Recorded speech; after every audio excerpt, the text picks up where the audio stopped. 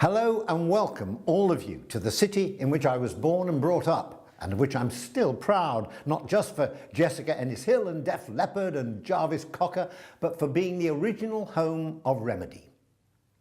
20 years ago, this incomparably important service was born in a room converted from a toilet at a time when many rooms in Sheffield were going in the other direction, as the fallout from the closure of so many iron and steel companies continued to bite.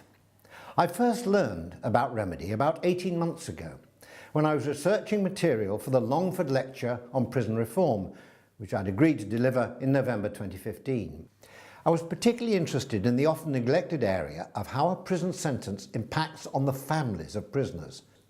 One of the most telling and disturbing pieces of evidence came from a young man who'd seen his family life virtually destroyed after his imprisonment, but who dealt with his guilt and his shame not by hiding away and pretending nothing had happened, but by facing up to the issues through restorative justice here at REMEDI. I was moved and inspired by talking to him.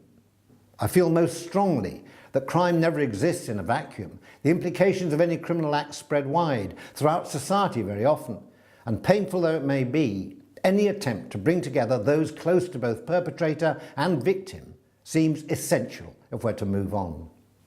REMEDI, it seems to me, is out there trying to effect this difficult, painstaking process, bringing together all those involved in a crime in order to heal and, if possible, to forgive.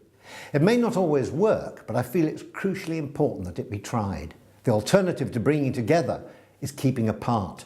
If the embers of hate and resentment are allowed to smoulder, then there's always the chance they will once again burst into flame.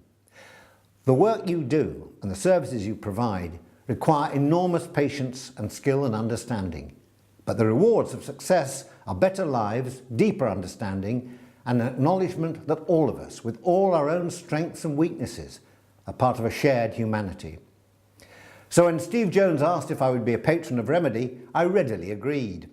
This is something very special. Thank you for all you've achieved so far and for the potential you have for transforming lives in the future. And I'm so glad you've got a bigger toilet now.